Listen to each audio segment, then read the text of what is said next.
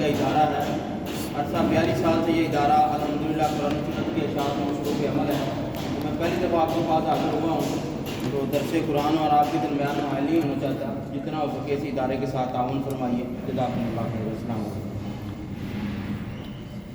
الحمد للہ وحدہ والصلاة والسلام علی من لا نبی بعدہ، اما بعد فاعوذ باللہ من الشیطان الرجیم، بسم اللہ الرحمن الرحیم۔ یا ایہا الذین آمنوا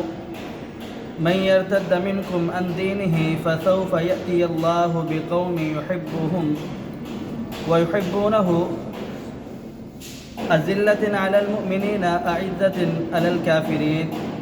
یجاہدون فی سبیل اللہ ولا یخافون لومۃ لائم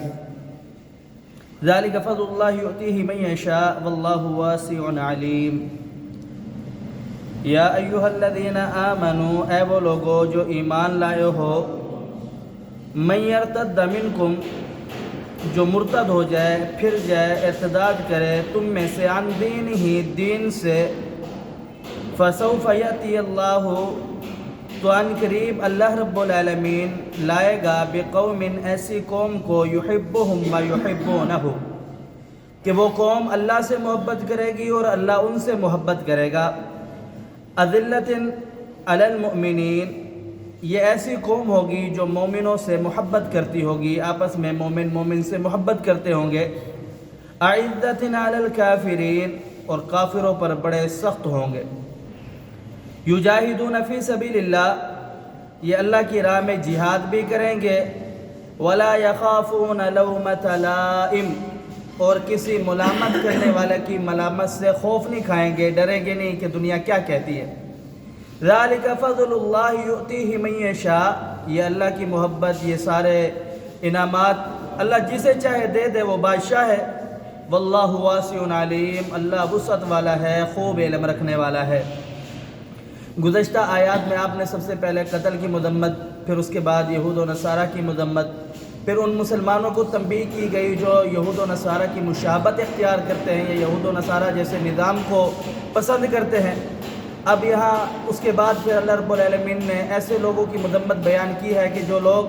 صرف دین اسلام کو بدنام کرنے کی خاطر اسلام قبول کرتے ہیں اور پھر مرتد ہو جاتے ہیں۔ اب یہاں اللہ رب العالمین نے اسی سلسلے کو آگے چلاتے ہوئے فرمایا کہ جو لوگ تم میں سے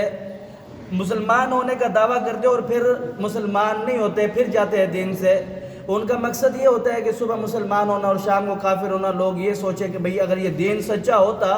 تو یہ صبح مسلمان ہوا، شام کو کافر کیوں ہو گیا؟ یاد رکھیے دین جو ہے یہ بہت ہی آسان ہے۔ اللہ رب العالمین کا ارشاد ہے، فرمایا لا اکراہ فی الدین، اس دین کو قبول کرنے کے اندر کسی پر کوئی سختی نہیں ہے، جو بھی قبول کرے گا آسانی کے ساتھ، کوئی کسی کے اوپر زبردستی نہیں ہے، آسانی کے ساتھ، اپنی مرضی کے ساتھ، اپنے دل کی خوشی کے ساتھ دین قبول کرے۔ اب اگر جس نے دین قبول کرنے کے بعد پھر دین کو چھوڑا تو اس کی بڑی سخت سزا دی ہے اسلام نے، کہ یہ لوگ جو صبح اسلام کرتے شام میں کافر ہو جاتے، اسلام کو بدنام کرنے کی خاطر اللہ رب العالمین نے بیان فرمایا پھر آؤ، اگر کوئی شخص اب کے بعد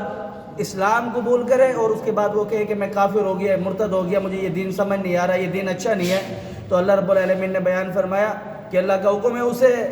پہلے اسلام کی دعوت دو، اگر وہ اسلام قبول کر لیتا ہے، اپنی اس بدبختی سے باہر آ جاتا ہے، ٹھیک ہے، اگر نہیں آتا تو پھر اسے قتل کر دو۔ اگر جو بندہ اسلام قبول کرنے کے بعد پھر اپنے دین سے پھرے تو اس کی سزا ایک ہی ہے، مرتد کی، اسے قتل کر دینا چاہیے۔ اب آگے رب تعالیٰ بیان فرما رہا ہے